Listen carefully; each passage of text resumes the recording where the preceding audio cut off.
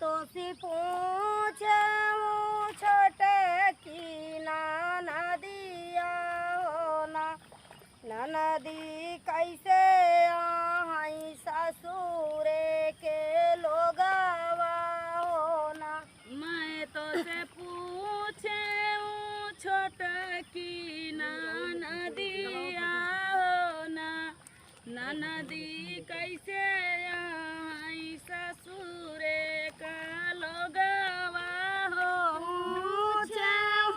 छोटा की नदिया हो ना नदी कैसे आई ससुर तोहारा हो ना। मैं तो से पूछे छोटे की नदिया हो ना नदी कैसे आई ससुरे का लोगवा हो ना। नदी कैसे आई ससुर तोहारे हो ना। नदी कैसे आई ससुर तोहारा हो ना। सस्तो सी पूछे छोटे की नदिया हो ना नदी कैसे आई ससुर तोहारे हो ना। मैं तो से पूछे छोटे की नदिया हो ना नदी कैसे आई ससुर तोहारा हो ना। ससुर तो वहाँ जैसे बिलिया माँ ससुर तो वहाँ जैसे बिली माँ कई मुसावा हो ना।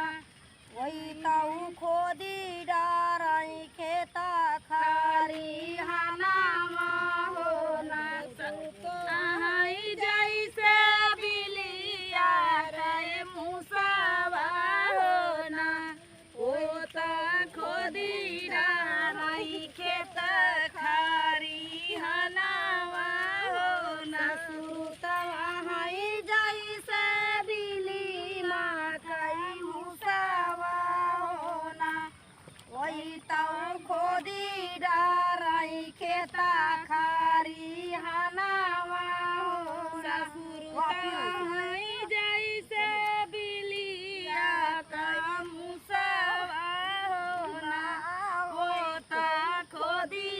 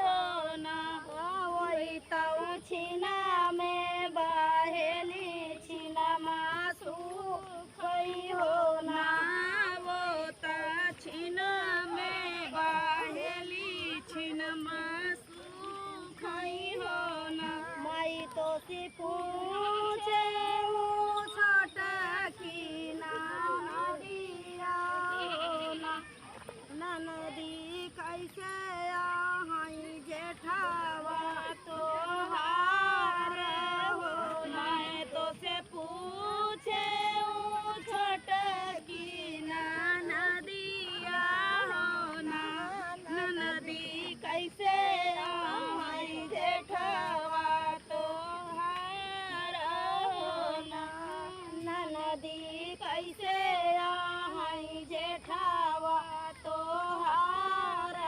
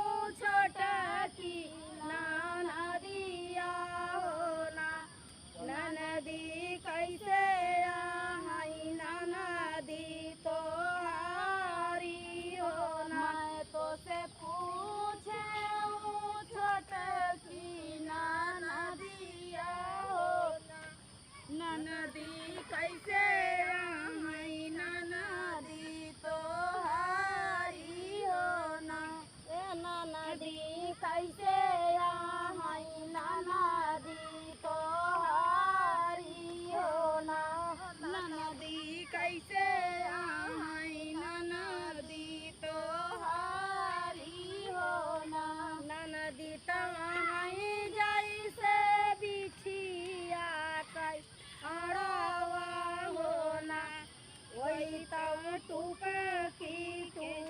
की जियरा जा रही हो ना नदी तहाई जैसे बिछिया कई अड़वा हो ना वह तऊ टपकी जियरा मार रही हो ना नदी तहाई जैसे बिछिया कै अड़वा हो ना वही तऊ टुपुकी जियरा जा रही हो ना नदी तहाई जैसे बिछिया कई अड़वा हो ना वो